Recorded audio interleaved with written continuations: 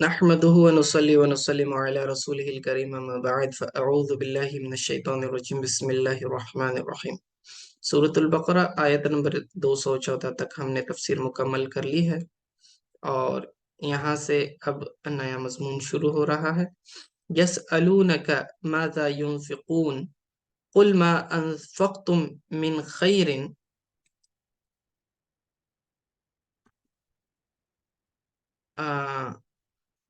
فللوالدین والاقربین والیتامى والمساکین وابن السبیل۔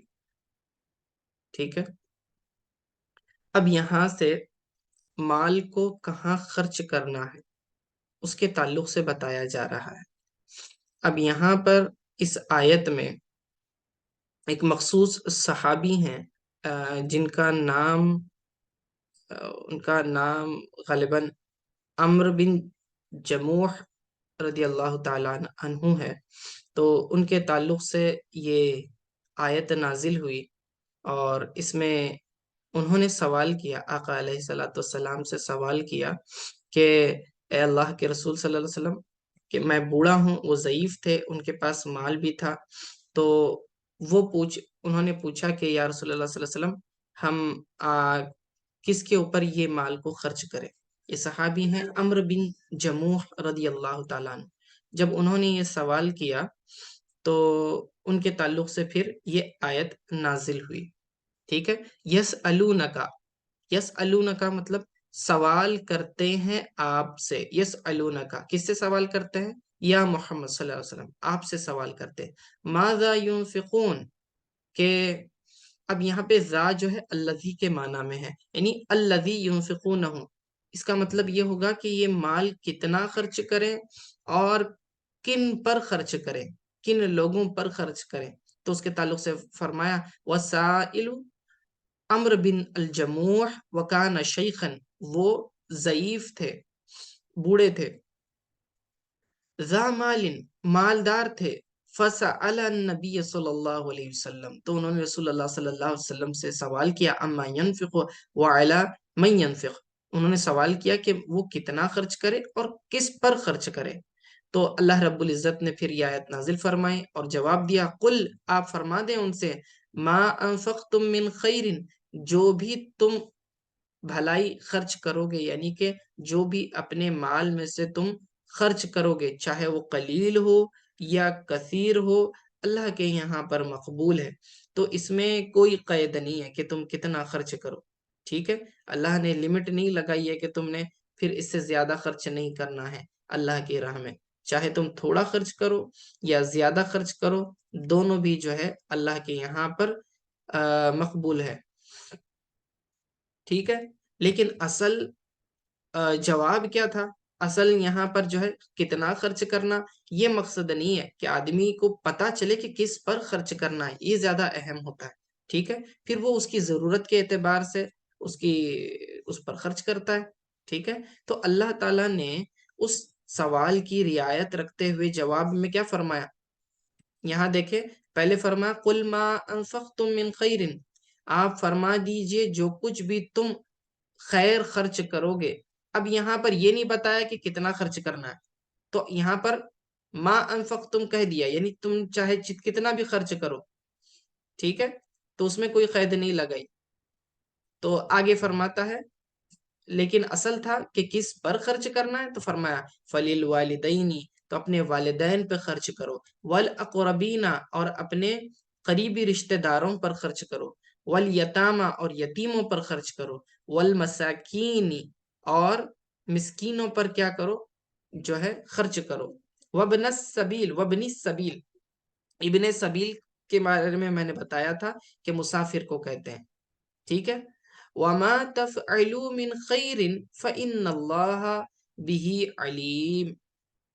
اب یہاں دیکھیں، فرما رہے ہیں کہ اور جو بھی تم عمل کرو گے خیر کا، یعنی خرچ کرنے کا جو بھی تم عمل کر رہے ہو، فَإِنَّ اللَّهَ، بے شک اللہ تعالی جاننے والا ہے، یعنی اسے جاننے والا ہے کہ تم نے کس پر خرچ کیا، کتنا خرچ کیا، اللہ تعالیٰ کے پاس اس کا کل حساب ہوتا ہے، اور پھر وہ اس کے اوپر تم کو بدلہ دے گا، اس کا جزا دے گا، ٹھیک ہے۔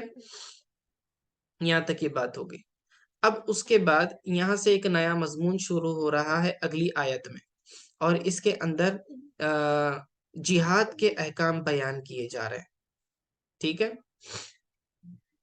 جہاد کے احکام۔ یہاں سے ایک نیا رکوع بھی شروع ہو رہا ہے غالباً، نہیں، اس کی بعد والی آیت سے، ٹھیک ہے۔ کتب علیکم القتال، تم پر جہاد فرض کیا گیا، یعنی قتال فرض کر دیا گیا، ٹھیک ہے۔ جیسے کہ کتبہ لفظ کسی چیز کو فرض کرنے کے لیے آتا ہے، جیسے کہ روزوں کے تعلق سے بھی آیت گزر گئی، کتبہ علیکم الصیام، تم پر روزے فرض کیے گئے۔ اسی طرح کتبہ علیکم القتال، تم پر جہاد کو، قتال کو فرض کیا گیا۔ کس سے قتال کرنا؟ للکفار، کفار کے ساتھ۔ وَهُوَ كُرْهٌ لَكُمْ، اور یہ تمہیں ناپسندیدہ ہے، یعنی تمہاری طبیعت جو ہے قتال کرنے کو پسند نہیں کرتی، کیونکہ اس کے اندر مشقت ہوتی ہے، آدمی کو جنگی تیاریاں کرنی پڑتی ہیں، محنتیں کرنی پڑتی ہیں، انتظامات کرنے پڑتے ہیں، مال بھی لگتا ہے اور طاقت بھی لگتی ہے، خون بھی بہانا پڑتا ہے، تکلیفیں اٹھانی پڑتی ہیں، بھوک پیاس برداشت کرنی پڑتی ہے، اور زخم کھانے پڑتے ہیں، بعض اوقات شہید بھی کر دیے جاتے ہیں۔ تو یہ سارے مصائب اور پریشانیاں ہوتی ہیں، گھر بار کو چھوڑنا ہوتا ہے، مال و جائیداد، بیوی بچوں کو چھوڑ کر، اپنے بزنس تجارت سب کچھ چھوڑ کر اللہ کی راہ میں جانا اور لڑنا، یہ کوئی آسان بات نہیں ہے، یہ تمہاری طبیعت پر گراں گزرنے والی چیز ہے، مشقت والی چیز ہونے کی وجہ سے۔ تو اللہ فرما رہا ہے ہم نے تم پر قتال کو فرض کیا، وَهُوَ كُرْهٌ لَكُمْ، اور یہ تمہاری طبیعت پر جو ہے مکروہ ہے، ناپسندیدہ ہے تمہیں، کرہن بمانا مکروہ ہے، ٹھیک ہے نا، وَهُوَ كُرْهٌ لَكُمْ، اور یہ تمہیں ناپسند ہے، وَعَسَىٰ أَن تَكْرَهُوا شَيْئًا وَهُوَ خَيْرٌ لَكُمْ، کہ اور قریب ہے کہ تم کسی چیز کو ناپسند کرو مگر وہ تمہارے حق میں بہتر ہو۔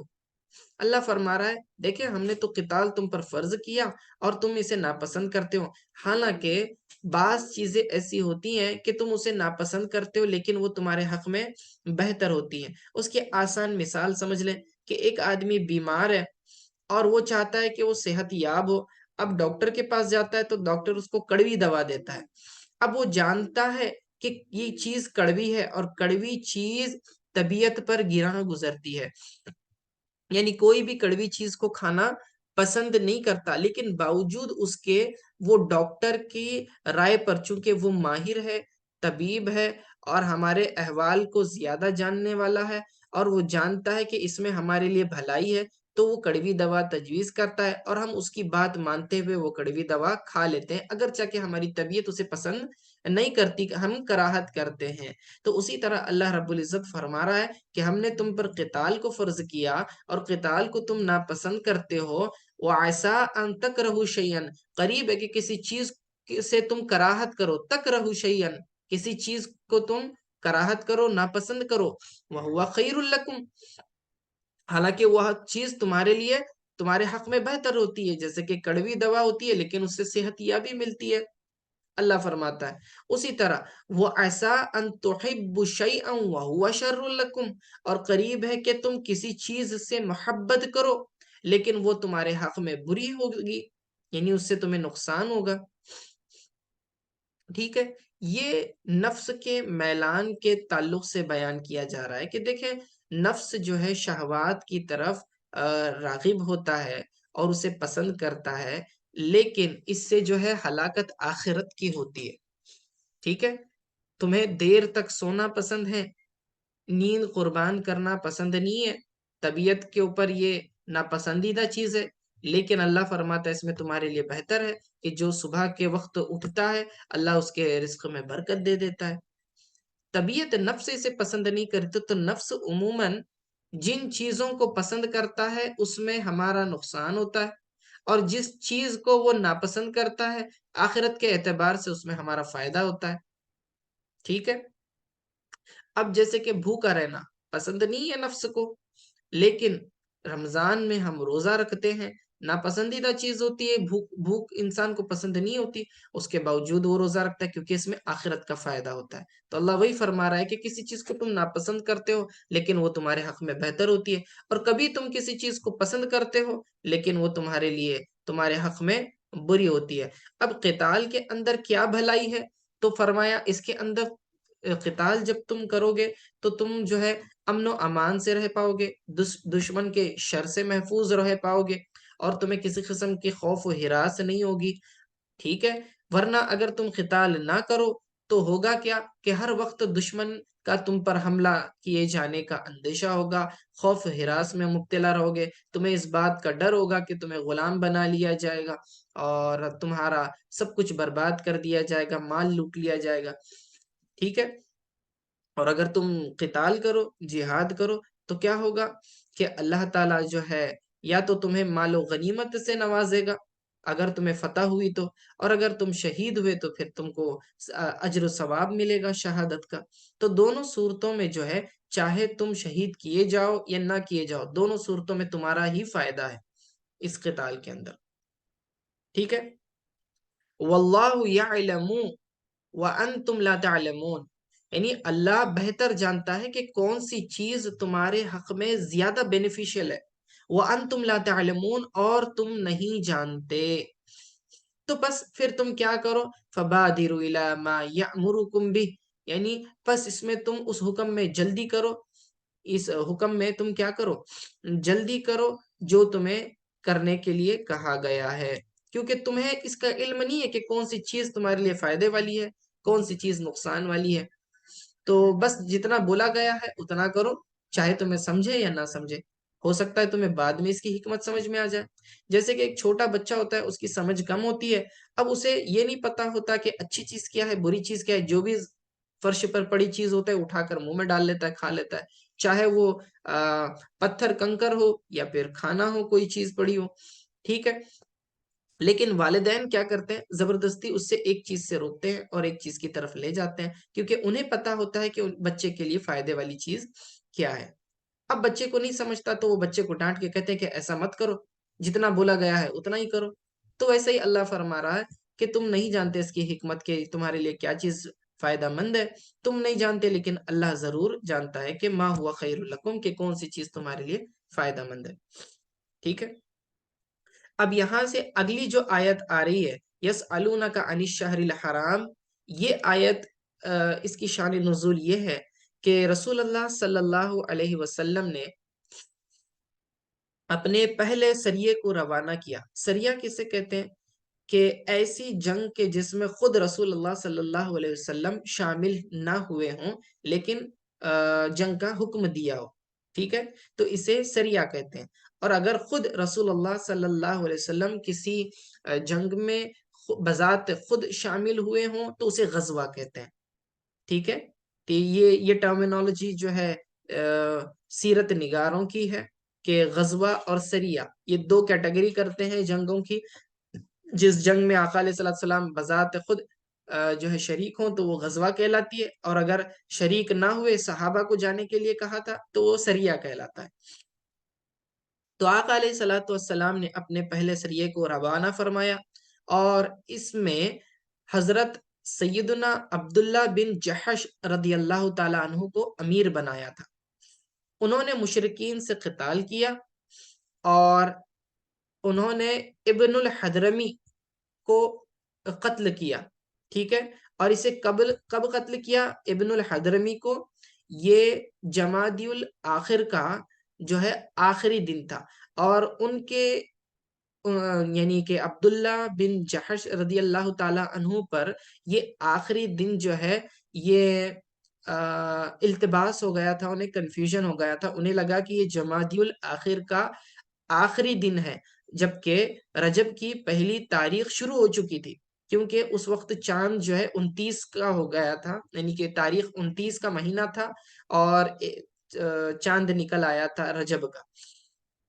बस काफिरों ने उन्हें माह हराम का एहतराम ना करने पर आर दिलाई, तब ये आयत मुबारका नाजिल हुई। हमने पहले भी पढ़ा है कि हुर्मत वाले महीनों में क़िताल जायज नहीं है। हुर्मत वाले महीने कौन से हैं?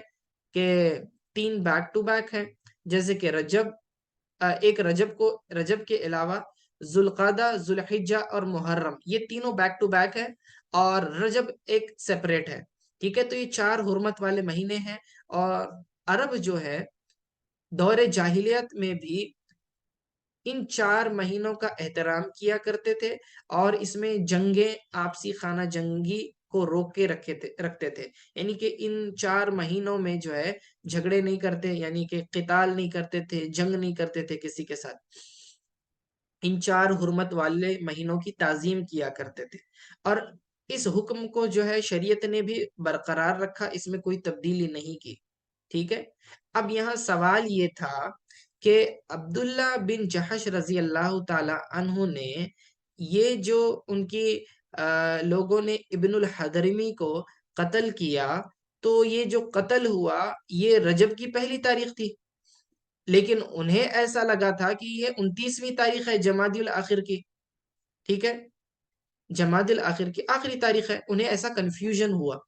اب یہاں پر کفار قریش نے جو ہے، کافروں نے مسلمانوں کو جو ہے آر دلائی، یعنی انہیں تانا دیا اور کہنے لگے دیکھو مسلمان تو حرمت والے مہینوں کی جو ہے بے احترامی کرتے ہیں، پورا عرب جو ہے ان مہینوں میں جنگ نہیں کرتا، اور مسلمان جنگ کرنے لگے ہیں، قتال کرنے لگے ہیں۔ تو تب اللہ تعالیٰ نے یہ آیت اس کے جواب میں نازل فرمایا یسألونک عن الشہر الحرام، کہ آپ سے حرمت والے مہینوں کے متعلق سوال کرتے ہیں، قتال فیہ، یعنی اس میں قتال کرنے کے حکم کے بارے میں پوچھتے ہیں، یہ بدل الاشتمال ہے، ٹھیک ہے؟ حرمت والے مہینوں کے بارے میں سوال کرتے ہیں کا مطلب یہ ہے قتال فی، یعنی حرمت والے مہینوں میں قتال کرنے کے متعلق سوال کرتے ہیں۔ تو اللہ فرماتا ہے قل، آپ فرما دیجئے ان سے، قتال فیہ کبیر، یعنی کہ ان مہینوں میں قتل کرنا یہ بہت بڑا گناہ ہے، کبیر عظیم وزرن، ٹھیک ہے؟ تو یہ بہت بڑی بات ہے کہ اس حرمت والے مہینوں میں لڑنا بہت بڑا گناہ ہے، اللہ رب العزت نے فرمایا وَصَدُّ عَن سَبِيلِهِ وَصَدُّ عَن سَبِيلِ اللَّهِ وَكُفْرٌ بِهِ وَالْمَسْجِدِ الْحَرَامِ وَإِخْرَاجُ أَهْلِهِ مِنْهُ أَكْبَرُ عِنْدَ اللَّهِ۔ اب یہاں پر اللہ فرما رہا ہے ٹھیک ہے حرمت والے مہینوں میں قتال کرنا تو گناہ ہے ہی، لیکن اللہ فرماتا ہے اللہ کی راہ سے روکنا، صد یصد کا معنی ہوتا ہے روکنا، صد عن سبیل اللہ، یعنی لوگوں کو اللہ تعالی کی راہ سے روکنا، ایمان کی راہ سے منع کرنا، یہ یعنی دین اسلام میں داخل ہونے سے روکنا، یہ بات، اور کفرم بھی، اور اللہ تعالیٰ سے کفر کرنا یہ، اور وصد عن المسجد الحرام، اور مسجد الحرام میں جانے سے روکنا، یعنی مکہ میں جیسے کہ صلح حدیبیہ کے موقع پر ہوا تھا، وَإِخْرَاجُ أَهْلِهِ مِنْهُ، اور اہل مکہ کو مکہ سے نکال دینا، جس کی وجہ سے انہیں ہجرت کرنی پڑی تھی مدینہ کی طرف، اکبر عند اللہ، اللہ فرماتا ہے کہ یہ حرمت والے مہینوں میں قتال کرنے سے بھی بڑا گناہ ہے اللہ کے نزدیک، عند اللہ، اللہ کے نزدیک یہ کام اس سے بھی بڑا گناہ ہے۔ اور مشرکین کیا کرتے تھے؟ انہوں نے یہ سارے کام کیے، لوگوں کو اسلام کی راہ سے روکتے تھے، اللہ سے کفر کرتے تھے، مسجد الحرام میں جانے سے روکتے تھے، اور اہل مکہ کو وہاں سے انہوں نے در بدر کر دیا تھا، مسلمانوں کو اور آقا علیہ السلام کو ہجرت کرنے کی نوبت آ گئی تھی، ٹھیک ہے؟ تو یہ سارے کام کرتے ہیں، لیکن اس میں وہ حرج نہیں سمجھ رہے، گناہ نہیں سمجھ رہے، اور حرمت والے مہینوں کا اتنا ان کو خیال ہے کہ حرمت والے مہینوں میں جنگ کرنے کو برا سمجھتے۔ اللہ فرماتا ہے تمہاری عقلوں کو کیا ہو گیا ہے کہ تم ایک گناہ کو تو جائز سمجھتے ہو جو کہ زیادہ بڑا ہے، اور جو اس سے تھوڑے کم درجے کا ہے تو تم اسے جو ہے گناہ سمجھ کے اس سے بچنے کی کوشش کرتے ہو، حالانکہ اس سے بڑے بڑے گناہ خود بھی کرتے ہو، ٹھیک ہے؟ تو اللہ کے نزدیک یہ کفر کرنا، یہ تو حرمت والے مہینوں میں قتل کرنے سے بھی بڑا گناہ ہے، فرمایا وَالْفِتْنَةُ أَكْبَرُ مِنَ الْقَتْلِ، فرماتا ہے، اور فتنہ سے مراد یہاں پہ شرک ہے، یعنی شرک کرنا اکبر من القتل، قتل کرنے سے بھی بڑا گناہ ہے. ٹھیک ہے، یہ اکبرو یہ اس میں تفضیل ہے. ٹھیک ہے، افعلو کے وزن پہ آتا ہے اور غیر منصرف ہونے کی وجہ سے اس کے اوپر جو ہے تنوین نہیں پڑی جاتی. اکبر من القتل. ٹھیک ہے، تو یہ قتل سے بھی بڑا گناہ ہے. ولا یزالون یقاتلونکم حتی یردوکم عن دینکم ان استطاعوا. اور اللہ فرماتا ہے کہ یہ جو کفار ہے یہ تم سے قتال کرتے رہیں گے اے مومنو، یہاں تک کہ تم جو ہے ان اپنے دین سے پلٹ جاؤ اور کفر کی طرف لوٹ جاؤ اگر وہ اس کی استطاعت رکھتے ہیں. یعنی یہ کفار پوری کوشش کریں گے کہ تمہیں جو ہے تمہارے دین سے پھیر کر کفر کی طرف دوبارہ پلٹا دیں.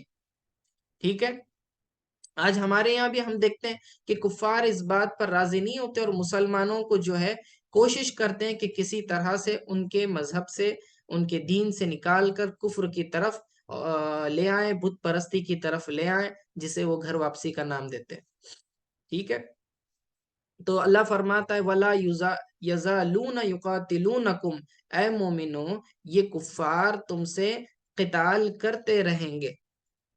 ٹھیک ہے، تم سے لڑتے رہیں گے حتیٰ کہ یہاں تک کہ تمہیں تمہارے دین سے پھیر دیں. حتیٰ یردو، ردہ یردو لوٹا دینا، پلٹا دینا. یردوکم تمہیں یہ کیا کر دیں، پھیر دیں، پلٹا دیں. ان دینکم تمہارے دین سے، کفر کی طرف. ان استطاعوا اگر ان سے بن پڑے، یعنی اگر ان کی استطاعت ہو، ان کے بس میں ہو تو وہ ضرور ایسا کام کریں گے. وَمَن يَرْتَدِدْ منکم عن دینہ فیمت وہو کافر فاولئک حبطت اعمالہم فی الدنیا والآخرہ. اور جو اپنے دین سے پھر جائے، یعنی اسلام سے پھر جائے اور اسی حال میں اس کی موت آئے، کس حال میں؟ اس حال میں کہ وہ کافر تھا. فَأُولَئِكَ حَبِطَتْ أَعْمَالُهُمْ تو اس کے تمام اعمال باطل ہو جائیں گے دنیا اور آخرت میں. یہاں جو ہے مرتد کے حکم کو بیان کیا جا رہا ہے. یعنی اگر کوئی شخص مسلمان تھا، اسلام میں اس نے عبادات کی، حج کیے، نمازیں پڑھی، روزے رکھے، اب اس کے بعد اس نے اسلام مذہب کو چھوڑ دیا، چاہے وہ کسی بعد میں دوسرے مذہب کو اختیار کرے یا نہ کرے، یعنی کہ مرتد ہو گیا. مرتد کسے کہتے ہیں؟ جو پہلے مسلمان تھا اور بعد میں اس نے دین اسلام کو چھوڑ دیا، چاہے وہ بے دین ہو گیا ہو، یعنی کہ ایتھیسٹ بن گیا ہو، یا تو پھر جو ہے کافر بن گیا ہو، اس اعتبار سے کہ اس نے کوئی دوسرے مذہب کو اختیار کر لیا. تو ان تمام صورتوں میں اللہ فرماتا ہے اگر اس کی اسی حال میں موت آ گئی، یعنی کہ وہ دین سے پھر چکا تھا اور اسی حال میں اس کی موت آ گئی کفر کی حالت میں، تو اللہ فرماتا ہے اس کے تمام اعمال، نیک اعمال برباد ہو جائیں گے. ٹھیک ہے، اگر اس نے حج کیا تو برباد، روزے، نماز، زکوٰۃ، جو بھی اس نے زندگی بھر نیک اعمال کیے تھے تمام کے تمام برباد ہو جاتے ہیں اسلام سے پھر جانے کی وجہ سے. فی الدنیا والآخرہ، دنیا میں بھی اور آخرت میں بھی، یعنی کہ اس کا بدلہ اسے نہیں دیا جائے گا، اس پر کوئی ثواب نہیں دیا جائے گا. اب یہاں پر جو قید لگائی گئی ہے فیمت، یعنی مرنے کی، موت کی قید لگائی گئی ہے. تو یہاں موت کی قید لگانے سے فائدہ کیا ہے؟ کہتے ہیں کہ لو رجع الی الاسلام لم یبتل عملہ فیثاب علیہ. کہتے ہیں کہ اگر وہ اسلام میں دوبارہ داخل ہو جائے تو اس کے اعمال برباد نہیں ہوں گے اور اسے جو ہے حج وغیرہ دوبارہ ادا کرنا نہیں پڑے گا. مثال کے طور پر ایک شخص نے پہلے مسلمان تھا، 10 سال مسلمان تھا، اس پیریڈ میں اس نے حج بھی کیے، زکوٰۃ بھی دی. اب اس کے بعد وہ جو ہے دین اسلام سے پھر گیا، ٹھیک ہے، ایتھیسٹ بن گیا، یا پھر کوئی دوسرا مذہب اختیار کر لیا، کرسچن بن گیا مثال کے طور پر. اب 2-3 سال جو ہے کرسچن بنا رہا، اب اس کے بعد پلٹ کر دوبارہ مسلمان ہوا، اللہ نے اسے ہدایت دی، اب پھر مسلمان ہو گیا، تو اب فقہا فرماتے ہیں کہ اس نے جو حالت اسلام میں پہلے حج کیا تھا تو وہ حج رہا یا برباد ہو گیا؟ کیونکہ اللہ نے کیا فرمایا کہ فَأُولَٰئِكَ حَبِطَتْ أَعْمَالُهُمْ فِي الدُّنْيَا وَالْآخِرَةِ، اس کے تمام نیک اعمال برباد ہو جائیں گے۔ تو اب یہاں اس صورت میں اس کے اعمال برباد ہوئے یا نہیں ہوئے؟ تو علماء فرماتے ہیں، خصوصاً یہ مسئلہ امام شافعی رحمہم اللہ کے نزدیک ہے، وہ فرماتے کہ نہیں، اس کا حج برباد نہیں ہوگا، وہ دوبارہ اسلام میں آ چکا ہے، تو اب اس کی نیکیاں برقرار رہیں گی۔ اگر ایسا ہوتا کہ وہ اسلام کو چھوڑ کر دوسرے مذہب کو اختیار کرتا اور اسی حال میں اس کی موت آ جاتی، تو پھر تو اس کے سارے اعمال برباد ہو جائیں گے۔ تو یہ فائدہ ہمیں کس سے ملا؟ یہ فیمت یعنی موت کی قید لگانے سے ملا۔ وَأُولَٰئِكَ أَصْحَابُ النَّارِ، اور وہی لوگ جہنمی ہیں، ہم فیہا خالدون، اس میں وہ ہمیشہ ہمیشہ رہیں گے۔ یعنی کوئی شخص مرتد ہو گیا، پہلے مسلمان تھا بعد میں کافر ہو گیا، تو اب اس پر حکم کافروں والا ہی لگے گا اور یہ جہنم میں ہمیشہ ہمیشہ رہے گا۔ ایسا نہیں ہے کہ بھئی اس نے جہنم میں اپنی سزا بھگت لینی ہے اور بعد میں وہ جہنم سے نکال کر جنت میں ڈالا جائے گا اس کے پچھلی نیکیوں کی وجہ سے، ایسا ہرگز نہیں ہوگا۔ بلکہ ایک بار کفر کر لینے کے بعد اسی پر موت اس کی آ گئی تو اب وہ کافروں کے حکم میں ہے، اب وہ ہمیشہ ہمیشہ جہنم میں رہے گا۔ آگے فرماتے ہیں کہ ان الذین آمنوا والذین ہاجروا، بے شک وہ لوگ جو ایمان لائے، والذین ہاجروا، اور جنہوں نے ہجرت کی، وجاہدوا فی سبیل اللہ، اور جن لوگوں نے اللہ کی راہ میں جہاد کیا، فاولئک یرجون رحمت اللہ، پس اللہ تعالی کی رحمت ان لوگوں کی طرف متوجہ ہوگی، یعنی کہ اللہ تعالیٰ انہیں ان کا ثواب دے گا۔ واللہ غفور الرحیم، اور اللہ تعالیٰ مؤمنوں کی مغفرت فرمانے والا ہے۔ اب پہلے کافروں کا حکم سنایا، اب مومنوں کا حکم سنایا جا رہا ہے۔